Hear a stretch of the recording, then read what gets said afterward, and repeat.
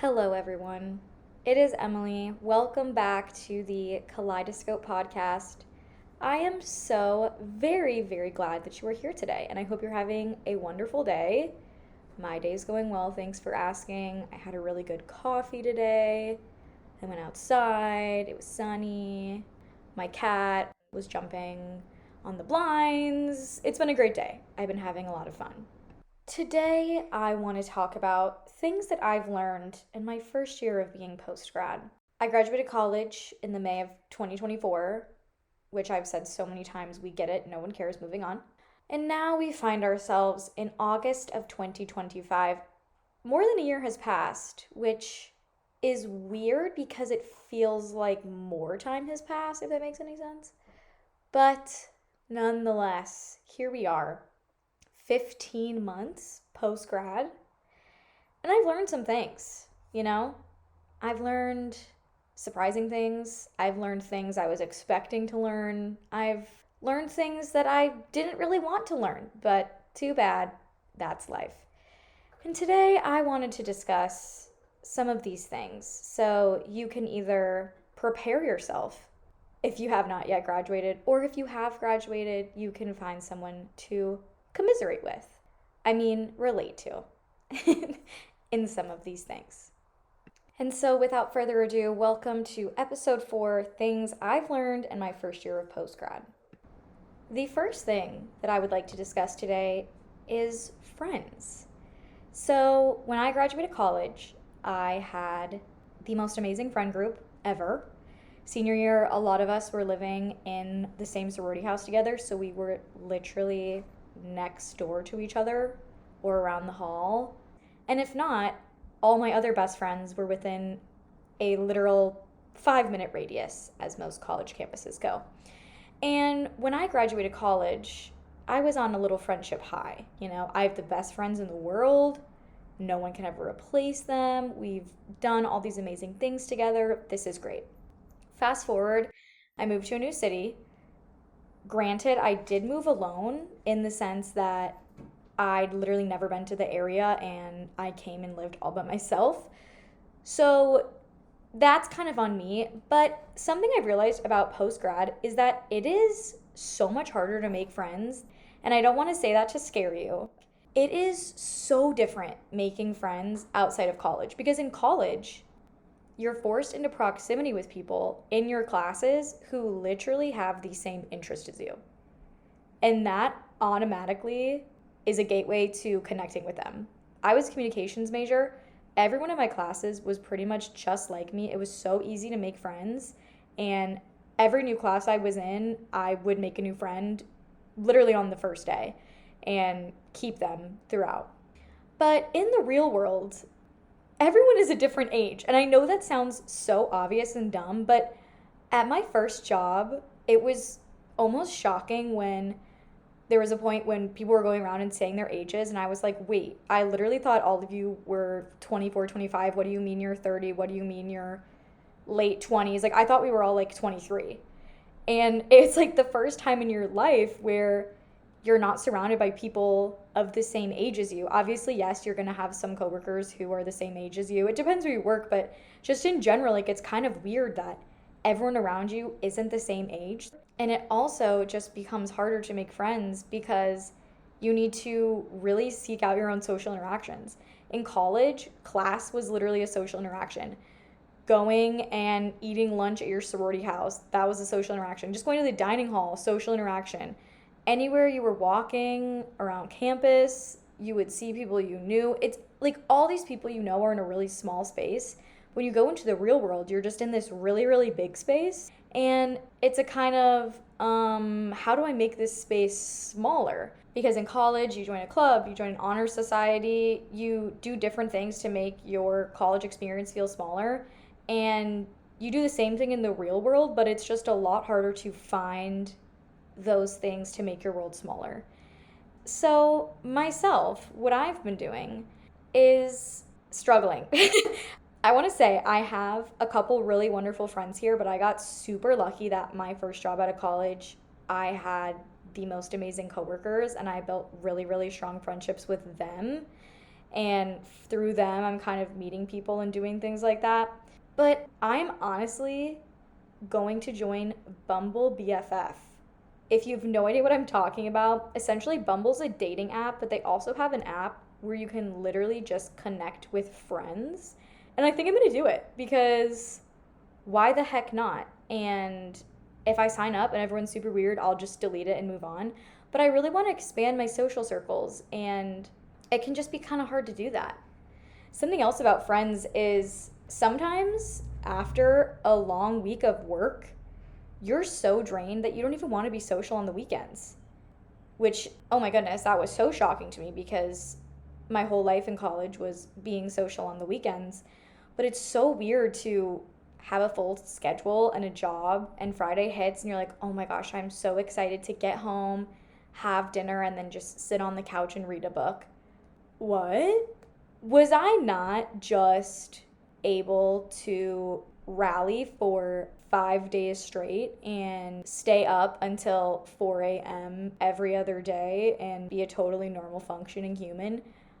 But no, now post-grad, a week of work, I'm like, whew, goodness, that was a lot. Let me go home, put on my jammies, and get comfy on the couch.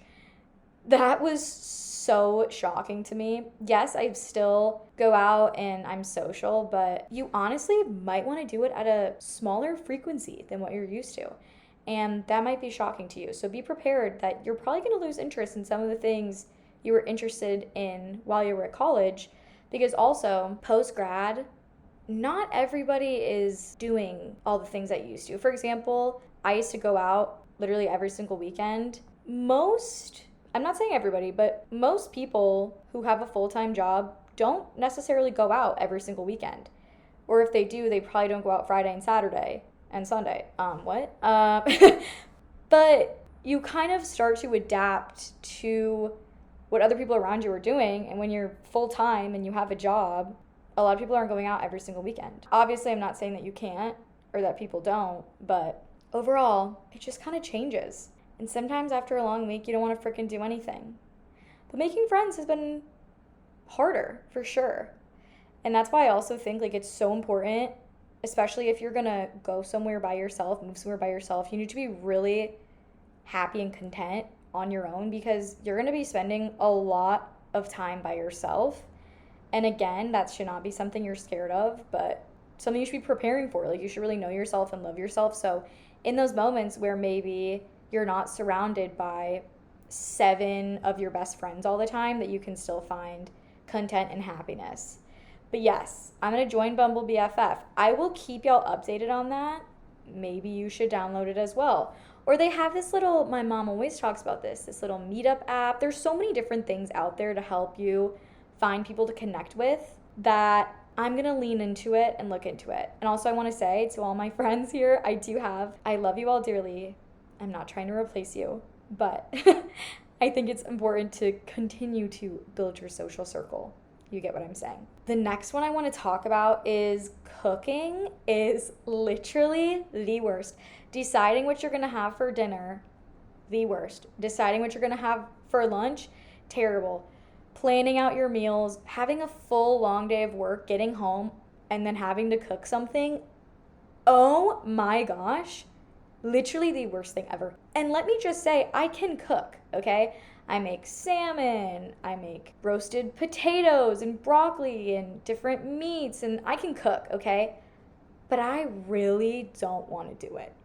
It is just, oh my gosh, I find it so draining and just so annoying. It is one of the most annoying parts of my daily existence, is having to cook food. And then arguably the even worse part is having to then clean up the food that you really didn't even want to make in the first place. I have had the most criminal snacky dinners ever. Like, I've had ham and cheese roll-ups, some strawberries, and a protein bar. And I'm like, perfect, dinner, done. Because I also think it comes with living by myself. If I had a roommate or like a loved one to cook for, I would feel more motivated and want to do something nice for them. But when it's just me, I literally don't care at all. I don't want to cook. I'll make a sandwich. Or I'll make ground beef on Monday and I'll stretch it for like 2 days through lunches and dinners, you know? That is something I will say a really good hack. Make a big dinner, or just when you make dinner, split half of it between dinner and the next day's lunch. Saves you time. Because it's also so easy to just fall into the rhythm of buying food. Oh my goodness. I went through a really intense pub sub phase when I first started living in Florida because it was so new and I'd never had a pub sub before, which is kind of crazy, but I'm gluten free. Didn't realize they had gluten free wraps. Anyway, it's so easy to be like, oh, I'll just spend $7 for lunch. And then when you do that every day, it's like, okay, I literally could have spent less at Aldi and gotten more food than spending $7 every day. But cooking is just like, oh my gosh. I need to find new recipes to get inspired. But like that's the thing. It's not even that I'm disliking what I'm making. Whenever I make stuff, I like it. And I'm really not picky at all. I'm totally good with basic, boring, same kind of stuff every single week. I don't know about you guys, but I'd be making the same like 4 things literally every single week. But I'm not in the mood to expand my horizons. After a long day, I don't want to cook. I just really don't. I have also learned so many things about caring for a home and upkeeping a home that I have not previously experienced. My freshman year of college, I lived in a dorm, and then sophomore, junior, senior year, I lived in my sorority house, it was a very unprecedented situation. You might think I'm crazy. I had the absolute best time, but I have never really had my own apartment with a full kitchen and bathroom and everything. And there are so many just little things that I had no idea about when it comes to taking care of a space, and I have learned a lot. I now know all about furnace filters and the importance of changing them. If you don't know what I'm talking about, you should Google that because it's actually really important. I have flushed my AC drain line a few times. I know what that means. This one's so funny, but I have never lived in a place besides my parents' house where there was a dishwasher. Okay. And I know how to run a dishwasher. I've run a dishwasher my whole life. I know what that looks like. And I know a lot about cleaning. I clean my bathroom once a week. I vacuum every couple days. I'm a clean person. And for a bit there, my dishwasher just sucked. It sucked so bad. The dishes were not getting clean, and I was so confused. And I was pissed because not only do I not want to cook, but now when I'm doing the dishes and putting them in the dishwasher after cooking, they're not even freaking clean. So I had to go back and hand wash them. It was a whole kerfuffle. Ergo, I started Googling, why does my dishwasher suck? Because I'm not buying a new one. No freaking way. Like, if it's a bad dishwasher, it's hand washing all the way, okay? I am not paying for that. And I realized that I had not been putting dryer agent in my dishwasher. So you're probably laughing at me right now, like, oh my gosh, Emily, obviously you need to put dryer agent. Calm down, all right? I've never had my own dishwasher before, and I know what drying agent is. That's the thing. I feel like I know what it is, and I know what it was meant to do, but I just never connected the dots in my head of my dishwasher kind of sucks right now, and using drying agent, I never connected those. That's something else I've learned just in this year of post-grad. There's so many things that I've heard of or know, but now have connected in practice and in living personal situations, and it's been fun to learn and broaden my horizons about everything. But yeah, no, I literally wasn't putting dryer agent in my dishwasher. And so if you also are finding that there are so many little things about taking care of a place or a home that you've literally never heard of, do not fret. I am right there with you. And we can get through this with Google and asking friends, parents, neighbors. But there are so many little things like that I've just been learning, and I feel like I'm constantly learning about. Just like cars, I have learned more about cars in the last 15 months than in my entire life. I now know so much about tire pressure and emissions testing and oil changes and getting your tires balanced and rotated and just all these different things that I just have never thought about in my entire life. And they're all just becoming apparent and just part of my everyday existence. And it's been extremely interesting. But I've been enjoying learning more about cars because I rely on my car so much that I like knowing how to upkeep it and stuff. So definitely go and check your oil life. And if it's less than, oh my gosh, I don't want to say the wrong percent. I feel like when it's 20%, yeah, you should probably get an oil change. But again, I'm no car expert. This is just my personal experience. Definitely confirm that with Google. And now I would like to talk about work and having a job, because one of the biggest things that I was worried about before I graduated college was, how am I going to work a job every single day until I die? Okay, melodramatic aside, but I didn't know what it was like to have a full-time job that is year-round, with your only breaks being holidays and stuff. Because when you're in college, you have summers, you have winter break, you have Thanksgiving break, you have all these different breaks and pauses of time. But when you have a full-time job, you just kind of work and just kind of do that. And so that's something that I was definitely pretty worried for, not gonna lie, because summer is my favorite season. And in my head, I just could not picture going to an office for 8 hours a day in the middle of June. That was just, I could not comprehend it. But something I will say about having a job after graduation is that it provides so much structure and purpose to your life that it is really not as bad or as intimidating as I thought it was going to be.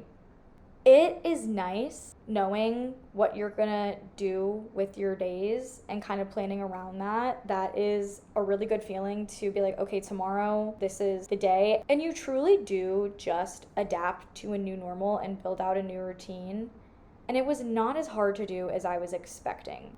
But going to work every day, it's really not as big of a shock to your system as you think it might be, because it feels like having the nice structure of when you were in elementary school, but you have free will, so you don't feel like you're trapped in a building for 8 hours. You're grown, you're an adult, you can take little breaks here and there, you can get up, you can walk around, depending on how your office is, you can pop out, run an errand, maybe you can grab lunch somewhere.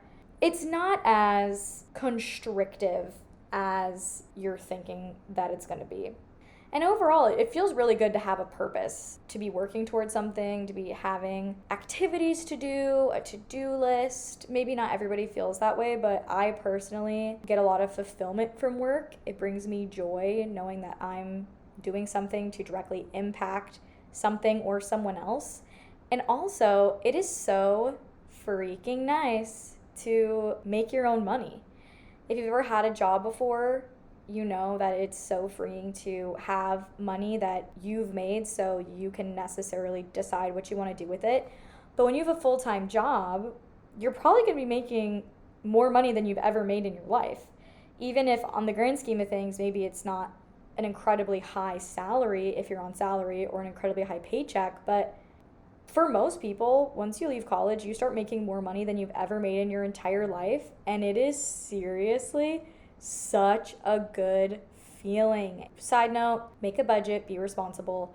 But it feels so good to be able to support yourself and also have a little bit of fun. You know, maybe spending 50, 60 bucks on Amazon every couple weeks. That is like a completely realistic thing to do, and you don't even bat an eye anymore. And that's so freaking fun. It's such a good feeling. You and your friends want to go out and get dinner, boom, I can pay for me and my friend. I can do a nice thing for them, and it's just such a good feeling. And you feel really accomplished getting your paychecks and making your money. Going off of that, related to budget, it is so important to have a savings account.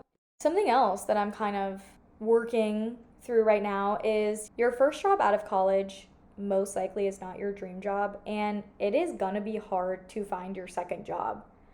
I was not at all prepared for this. I am currently looking to make a career change, and I've been applying for jobs, and oh my goodness, I literally feel like I am a senior in college again, and just getting ghosted and throwing my resume out there and not hearing anything. And it's so annoying because I literally have a year of experience, and yes, I am getting interviews and I'm excited about a couple different opportunities, but it's so annoying that when you're in your 20s, getting a job is just always going to be kind of hard because you just haven't proved yourself.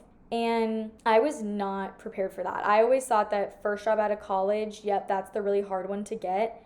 And then from there, it'll just be super, super easy. I thought, after this first job, I'm just home free and I can do whatever I want. That is not true. So if you're someone post-grad and you're wondering why it's not so easy to get a job after getting the experience that all of these entry-level jobs require of you that are impossible to have because you've been in college, you've not been working a full-time job. So therefore, if you need years of experience, it shouldn't even be considered entry-level. I understand. And I also don't get it. I don't get it either. But we're making it through. The last one I want to touch about related to jobs is probably my biggest piece of advice when it comes to whatever you're going to do for work. Your coworkers make your job. They are the people that will see you through all of your successes and all of your failures in whatever you're doing. And you want to make sure that that is a group of people that you enjoy being around. Obviously, when it comes to first jobs, you don't always have the luxury of choice. But if you do have the luxury to be even a little bit picky, the main thing I would say to look for is a really good company culture because you're going to spend a lot of time at your job. Look for good coworkers. They are so important. They will be the ones that you see every single day. And so try to avoid surrounding yourself with people that you don't like. Something else that I have experienced and learned in this new stage of my life is earlier when I was saying that, oh my gosh, I was so shocked I graduated college and I didn't just party every weekend. I have been so shocked by the domestic hobbies that I have become, dare I say, obsessed with. Oh my word, I don't know what it is, but puzzling is so wonderful. I love to sit down with a little crisp glass of kombucha, sit at my table, listen to an audiobook, and work on my puzzle. Oh my gosh, it's so lovely. A year ago, if I heard myself say that, I would be terrified. I would be terrified and confused about what happened to me and why am I so boring. But I will say, as you age, you find so much joy in activities like that. Puzzling. I've always been a huge reader, but reading, cleaning, having a clean place is literally the best. It is crazy how fast you shift your mindset and how much simple, quiet, calming activities become so stable in your life and so fun. And that's the thing. Me in college, if I told myself I was going to be doing puzzles, I would think that, okay, good, I'm going to graduate college and be bored out of my mind. But no, it's so nice to just have a calm, quiet activity. I highly recommend everyone go try a puzzle, a little audiobook. What are some other things people do? I will always tell you to read. I'm a huge reader. Some people get into running or Pilates. I do hot works. It's crazy how much joy you find in your workout class and your nice, calming pre-bed activity. It's so great. And 21-year-olds might look at you and think you're boring, but you know dang well that you're not. You are truly just having a good time. Keep doing your domestic calming activities. Oh my gosh, so good. Another really weird thing about being post-grad in your 20s is everyone is in such different life phases. It is mind-boggling. Every time I open up Instagram, someone's engaged, without a doubt, literally almost every time. And people are getting married and people are gonna start having kids. And then there's people like me who are literally just single and enjoying a nice little puzzling night. My biggest decision right now is what am I gonna make for dinners this week? When other people my age's biggest decision is how many bedrooms should we get in this house depending on how many kids we plan to have. It's so crazy the vastness of everyone's experiences right now that I just want to tell you, do not compare yourself to anyone else or where anyone else is in life. Your path is perfect for you. You will get to where you were meant to be exactly when you were meant to be there. Do not rush. Do not stress. It's all going to work out. But really don't compare yourself to other people because you honestly will probably start hurting your own feelings. If I look around, I'm like, wow, everyone's engaged and I'm single. What's wrong with me? No, don't do that. Don't even let yourself start to go down that rabbit hole. You are forging your own path, and it's a wonderful thing. But it's mind blowing that within the next 10 years, people are going to be doing so many different things.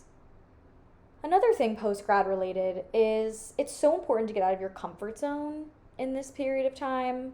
Apply for a wide range of jobs, maybe things you're not even sure if you're going to like.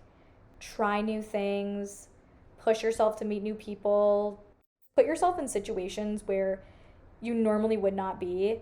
If you and a couple people go out somewhere, go freaking get on the stage and sing karaoke if it's karaoke night. Go do things that make you feel alive, because this is the time when you should really be figuring out who you are and what you like.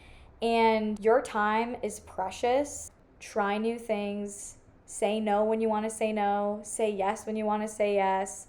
If you want to move to a new place, figure out how to move there. If you want to go on dates and meet people, go on dates. Do whatever you really want to do, because this time in life is so fleeting. Right now, you can truly just focus on yourself and what you want and really lean into that. Have fun. Have fun. Overall, my first 15 months of post-grad have been great.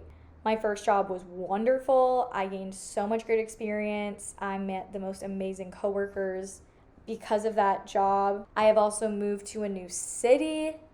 I'm figuring out living on my own, which I honestly love. It feels so good to be able to take care of myself. I'm learning so many things. And I feel caught in such a weird, I'm a grown up, but I'm so young. You know, I pay my own taxes and I have a lease and I pay my rent and utilities and I grocery shop and I cook dinner and I go to work and I do all these grown up things. But at the same time, every time I go to Target, I have to go look at the Squishmallows to see the seasonal ones that are available. I feel grown up but so young at the same time, and it's just a very interesting stage of life.